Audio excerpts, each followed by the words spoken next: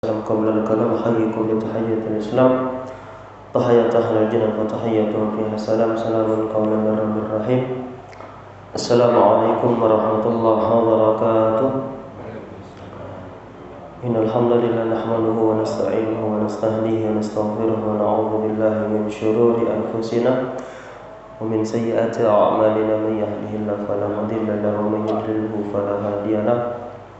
وأشهد أن لا إله إلا الله وأشهد أن محمدا عبده ورسوله أرسل رسوله بالهدى ودين الحق ليظهره على الدين كله ولو كره الكافرون. أما بعد.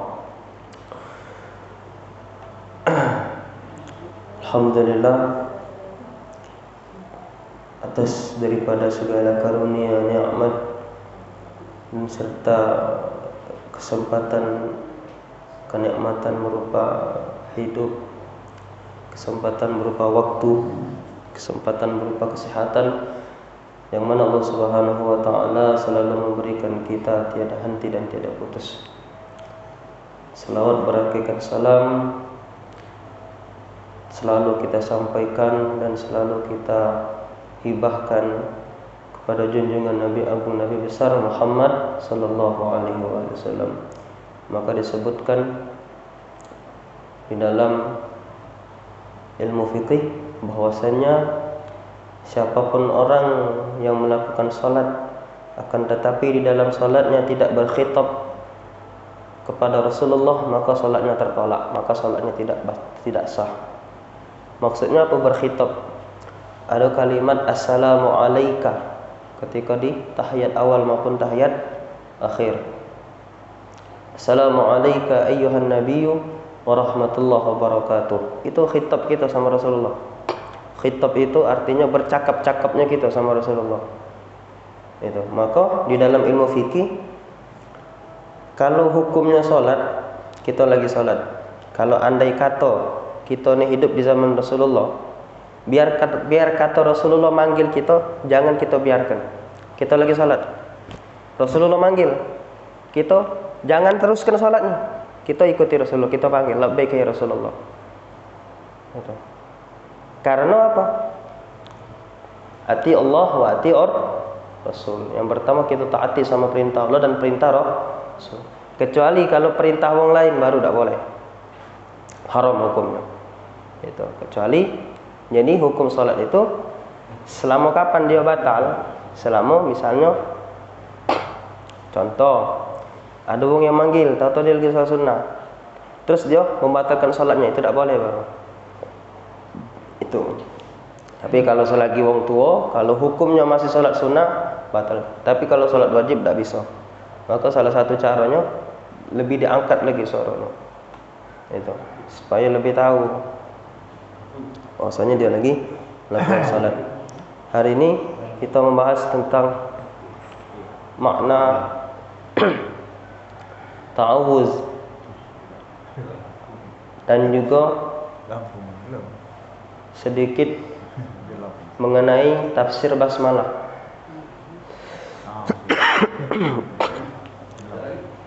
Hari ini kita membahas tentang kalimat ta'awuz dan juga kalimat basmalah. Memang sepele, tapi di dalam kalimat tersebut ada rahasia yang luar biasa. Itu. Bahkan disebutkan oleh ulama, andaikan pada saat ini aku diizinkan oleh Allah untuk menulis tafsir daripada surat Al-Fatihah, andaikan juga aku pada saat ini aku menulis surat Al-Fatihah, maka demi Allah, kata ulama tersebut, akan aku bawa kitab tersebut yang aku tulis dengan tafsir basmalah itu, Al-Fatihah itu, dengan membawa puluhan unta. Saking banyaknya ilmu ini dalam surat Al-Fatihah. Maka ada asar yang menyebutkan inti di dalam Al-Quran itu yang kita baca sebanyak 6.666 ayat itu, 30 juz, 114 surat, itu seluruhnya ada intinya di dalam surat Al-Fatihah. Dan inti di dalam surat Al-Fatihah itu ada di kalimat Bismillahirrahmanirrahim. Dan inti di dalam kalimat Bismillahirrahmanirrahim ada di rahasianya ada di dalam kalimat huruf ba. Yang dimulai ba itu Bismillah. Dan inti di dalam huruf ba itu ada rahasianya di dalam huruf titik itu nah. Kan dalam luar biasanya ulama kita. Kita tidak tahu apa maksudnya. Apa maksud daripada ba? Apa maksud daripada titik itu? Jangan panjang lebar membahas tentang itu. Kita tentang hukum alif lam mim sampai sekarang belum ada yang menjelaskan. Emang ada yang menjelaskan? Itu. Kalau kita jingok artinya di dalam Al-Quran, Allahu alimun bimuradi artinya. Cuman Allah yang tahu maksud dan tujuannya. Alif lam mim, Yasin, Toha, itu. Alif lam ra dan sebagainya. Itu.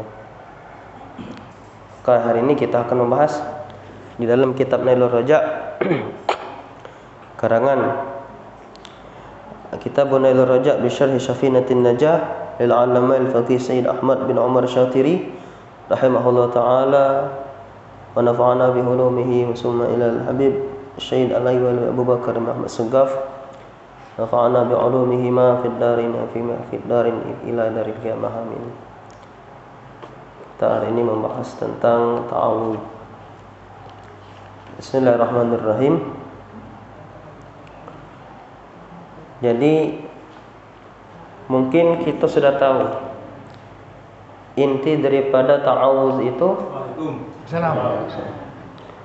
adalah seorang hamba yang berdoa kepada Allah dan meminta kepada Allah agar berlindung daripada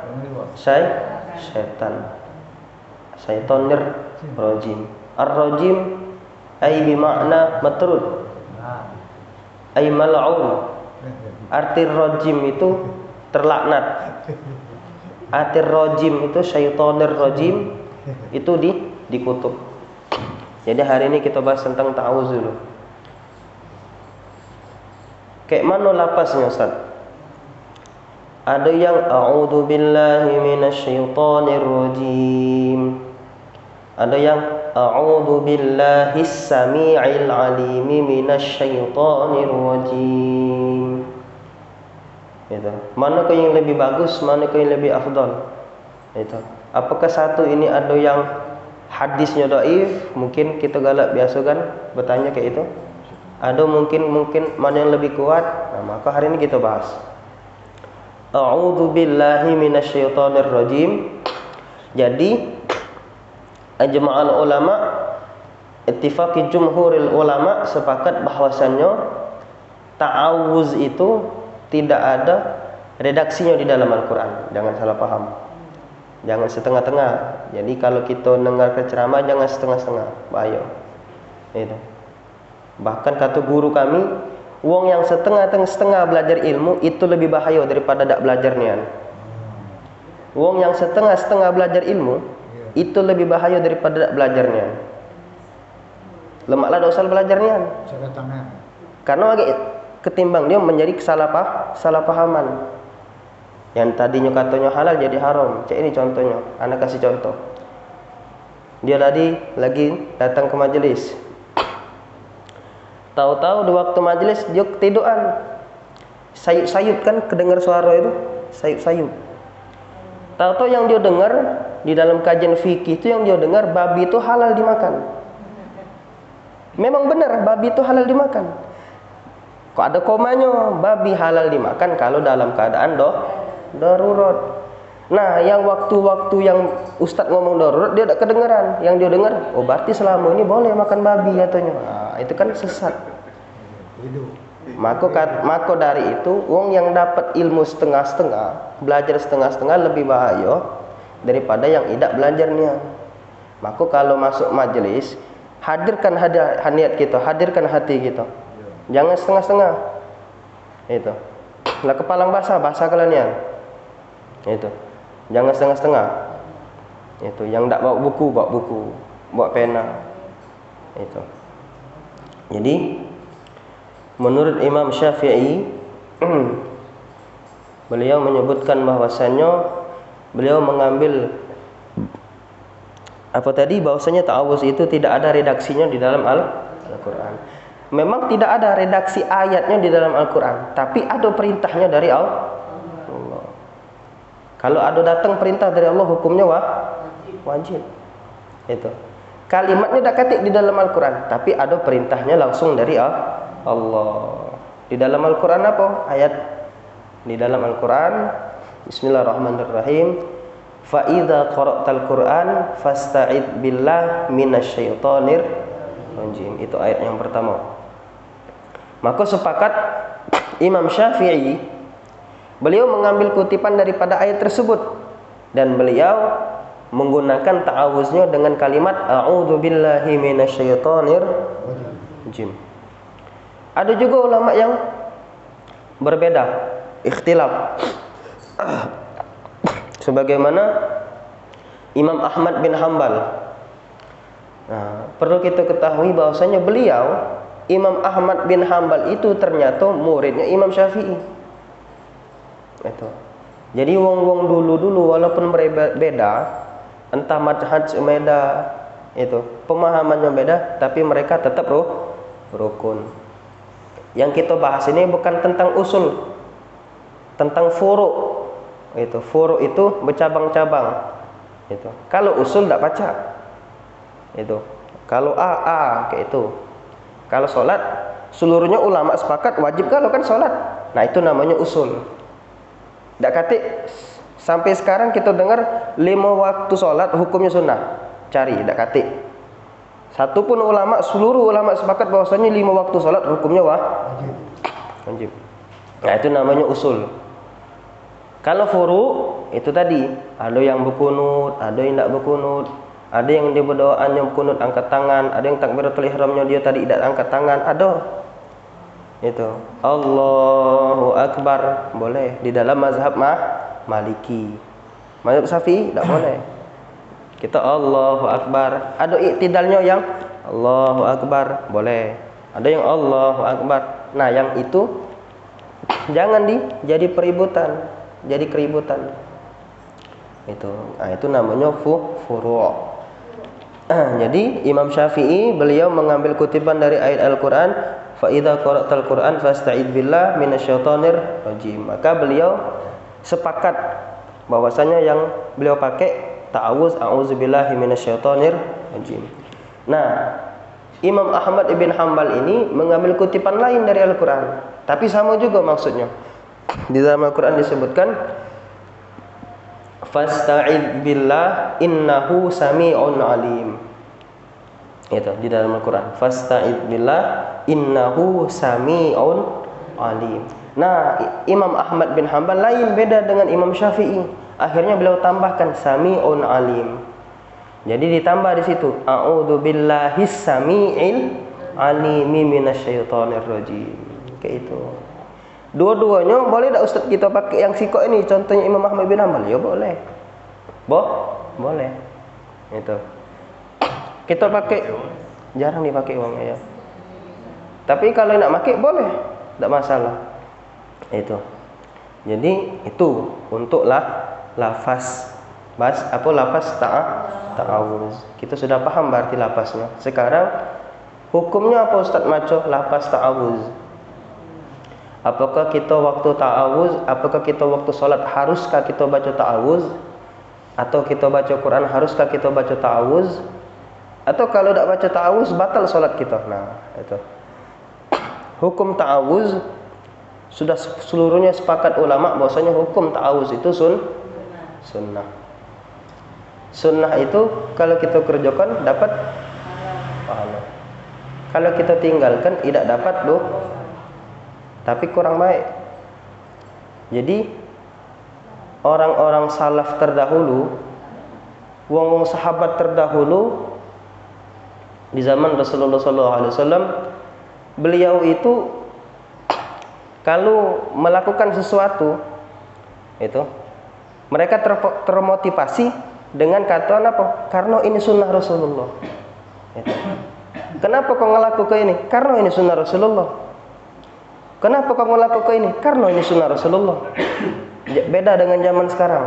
Zaman sekarang memotivasi dengan kata sunnah untuk meninggalkan. Ngapa kau tak sholat sunnah? Oh biarlah sunnah, tak apa-apa, ditinggalkan. Benar kan? Kalau dulu mereka memotivasi untuk mengerjakan, tapi kalau sekarang mereka memotivasi untuk meninggalkan. Na'udzubillah. Sedih. Sunnah memang benar sunnah, walaupun tidak dapat dosa tapi rugi gitu. Itu kapan lagi nak hidup ni? Tak bakal 2 kali hidup dikasih sama Allah. Cuman sekali dikasih sama Allah. Itu baik kita tak katik jaminan entah besok kan masih hidup. Itu. Entah 1 jam berikutnya kita masih hidup kah, belum tentu. Itu. Maka di saat kita dikasih kesempatan sama Allah, faktathir, perbanyaklah, gunakanlah banyak-banyak kesempatan tersebut. Itu. Maka hukumnya sepakat, hukum ta'awuz itu sunnah, baik di dalam bacaan Al-Quran ataupun ketika mau waktu sholat. Itu a'udzubillahi minasyaitonir rajim. Nah, jadi di situ tentang ta'awuz. Ini kalau kita panjang lebar tentang ta'awuz ini, kalau kita jelaskan satu persatu panjang kayaknya. Tak sampai lagi kita menjelaskan tentang basmalah. Itu. Jadi ana singkat bae. Kita ambil dari kata a'udzu. Itu diambil dari kata a'adha ya'udzu. I'adatan. Artinya berlindung. Itu. Berlindung. Itu bentuk ikrar kita kepada Allah. Itu. Kalau ikrarnya manusia kepada Allah, minta perlindungan. Tapi ikrarnya setan kepada Allah selalu menzalimi manusia.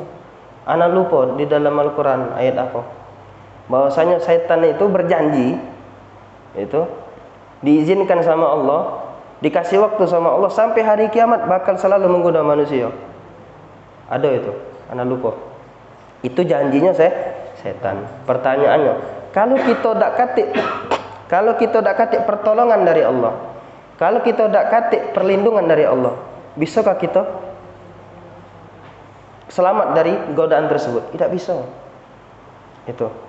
Bahkan berkumpulnya kita di sini, fa innahu la haula wala quwwata illa billah il aliyyil azim. Tiada daya, dak katik daya kita ni. Dak katik upaya. Itu. Coba kalau bukan karena Allah, tak bakal bisa kita hadir di tengah-tengah ini. Kalau bukan karena Allah, tak bakal bisa kita kumpul di tengah ini. Kalau bukan karena Allah, tak bakal bisa kita bangun dari subuh ini. Siapa itu? Dari siapa? Allah Subhanahu wa ta'ala. Maka dari itu kita minta pertolongan dari Allah. Itu. A'udzubillah minasyaitonir rajim. Itu. Sekarang kita masuk tentang basmalah.